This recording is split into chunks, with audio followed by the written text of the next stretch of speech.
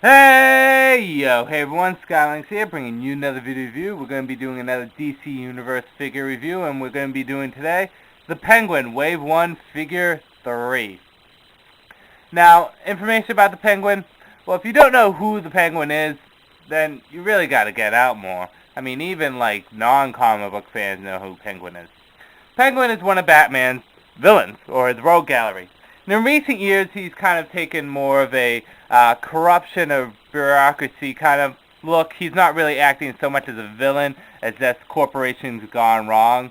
He's a businessman and a criminal mastermind, and that's what he does. He got the name Penguin because of his stature, his size, having the big belly and the fucking huge nose that you can poke someone's eye out with. And Penguin doesn't have any superpowers, though he does have an arsenal of umbrellas, which are machine guns, knives, swords, gas launchers, grenade launchers. He can do a lot with those things.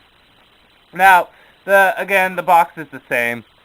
Let's just turn this around. It tells you stuff that you don't already probably know, except for he came out in Detective Comics number 58, December 1941. That's his first appearance. Yeah, everything else you know. You know his name is Oswald Cobblepot and all that stuff. So yeah, meaningless information. Now on to the Penguin. Now I thought the Penguin was going to be the weakest out of the Wave 1 figures. And let's get on to the figure overall. It is the smallest of the Wave 1 figures. It's just pretty short. The hat does not remove, which is a bummer. I thought you could remove the hat, or at least I was hoping you could. He does have less articulation. His legs don't go out, making the split. His feet have slight articulation, not too much. His knees can bend, and his legs can go up, but it's really tight, so you can't go too far. Arm articulation is actually pretty good. Up and down, spinning around, and the hands can move slightly. You don't want to move them too much. They're kind of tight. Might pop it out. And his head has articulation that's really good. Now the Penguin, again, I thought he was going to be the weakest of the Wave 1 figures, but I was surprised he's not bad. I mean, he's not spectacular, but he's actually pretty good.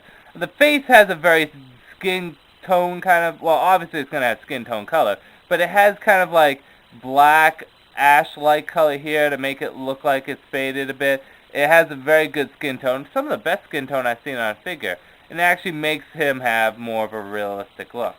The nose is fucking huge, and his teeth again have that bone wash to it, although his teeth make him look more like a rat than it does a penguin, and he does have the monocle right there.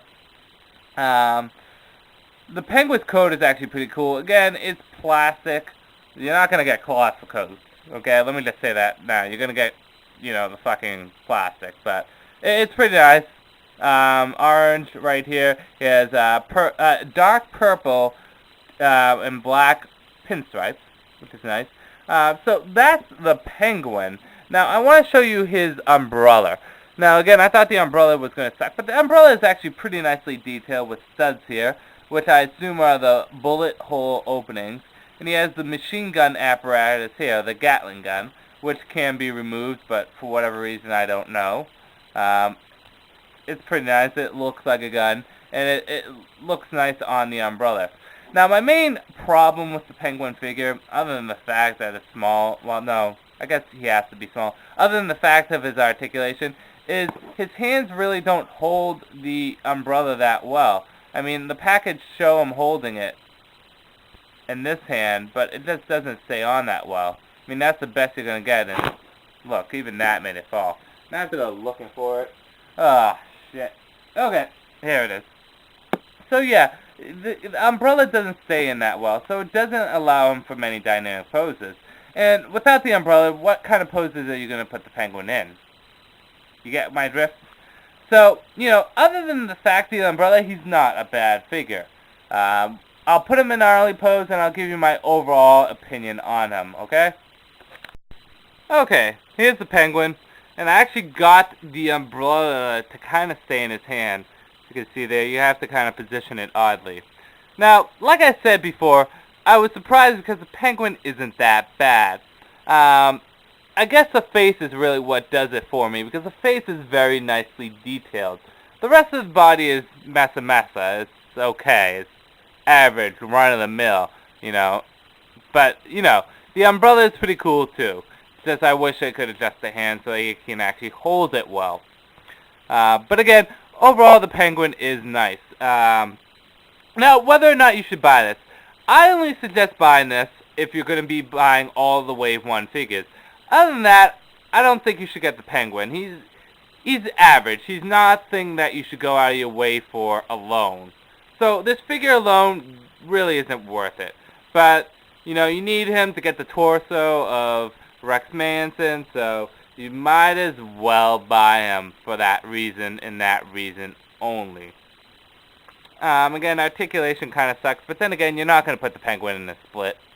The Penguin can't do a split. Come on. This is the Penguin we're talking about. Fat fuck. Anyways. So yes, that is the Penguin. I gave you my opinion. He's not a bad figure, but he's not worth picking up unless you want the other pieces. I hope to see some of the more of Batman's Rogue Gallery in the near future. And I kind of want to see a Lex Luthor figure. I haven't seen anything about that. Anyways, so yeah, I guess I'll make this review short because there's nothing really you can say about him. He's not that dynamic of a figure, and I'm going to definitely put him as the weakest of the Wave 1 figures. Okay, so with that said, I am going to say, this is Skyline saying peace out for now.